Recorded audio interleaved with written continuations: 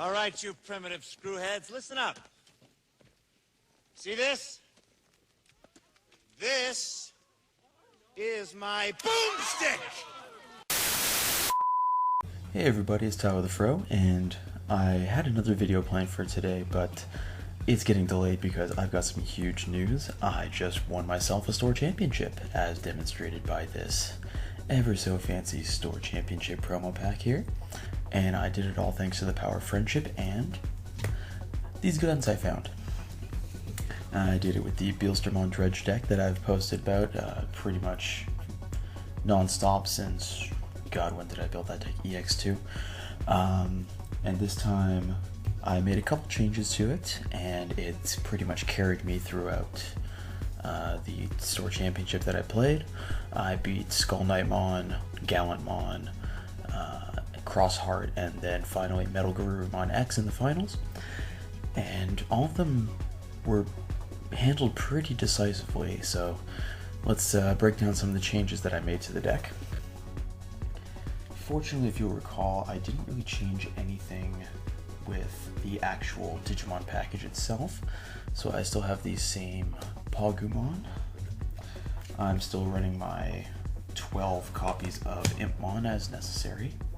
I always want to open up on Impmon and just kind of rookie rush them down, get those chips in. I've got the same for Dobermon as last time. This is probably one of the core engines for recurring my Beelstarmon. Super important card there.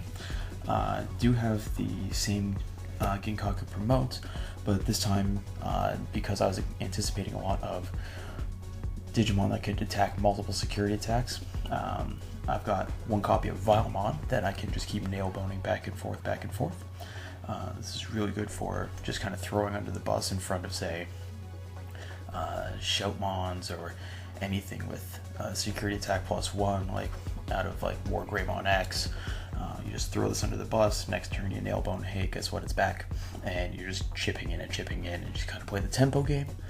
So that came up quite a bit. Very useful card there.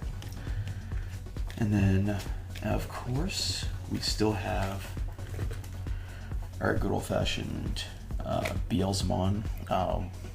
This is just in the deck so I can mill it and put an Impmon back into play, so I always have a board presence. Super important card. And then we have 4 copies of Beelstarmon. This is the core engine of the deck. It's all of our removal. We get to play her for basically 0 very early with the way I've crafted this deck. Overall, it's just a very powerful effect in the format right now. It survives through Death Xmon, which came up a couple times today, which is also another important factor going forward in this format.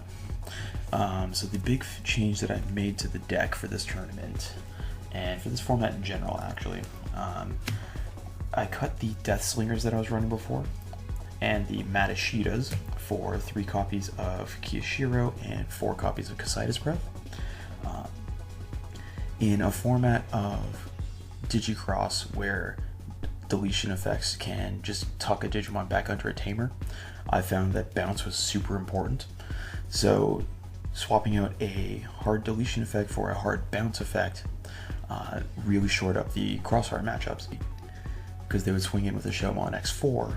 I would flip this insecurity and just bounce it, and all of their material would just go into the trash. So this was pretty much like the clutch card in those matchups. This also does increase the number of 7 cost options that I'm running. So I've got a much easier time of getting Beelstarmon into play for 0. Like right now I've got 1, 2, 3, 4, 5, 6, 7, 8, 9, 10, 11, 12, 13, 14, 15, 16 7 cost options. So it's super easy for Beelstarmon to cost 0. And thanks to going up to the 4 full copies of Darkness Wave, it allows me to churn through my deck super quickly. And I found that this also increases the odds of coming up with a combo turn of getting my opponent down to, like, say, 2 cards on security. Going Beelstarmon, Nailbone, Ginkaku, swing. Beelstarmon, Nailbone, Ginkaku, swing. Beelstarmon, Gewaltschwarmer, blow up both of my Ginkakus, and then with a final Beelstarmon Nailbone Ginkaku swing in for game.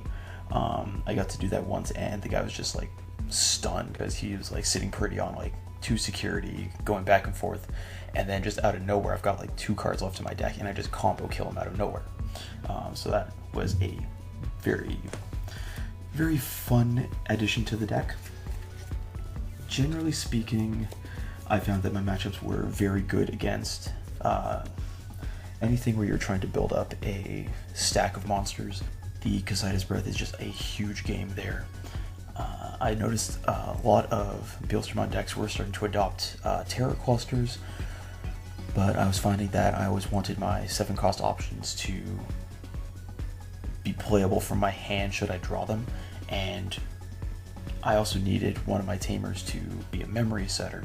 So I had the option of going Terror Clusters plus Mimi and Joe, and I found that I was drawing one versus the other 2 frequently, and the Terror Clusters I've found wasn't super important, so I ended up sticking to just like the core, like 7 blue cards at most.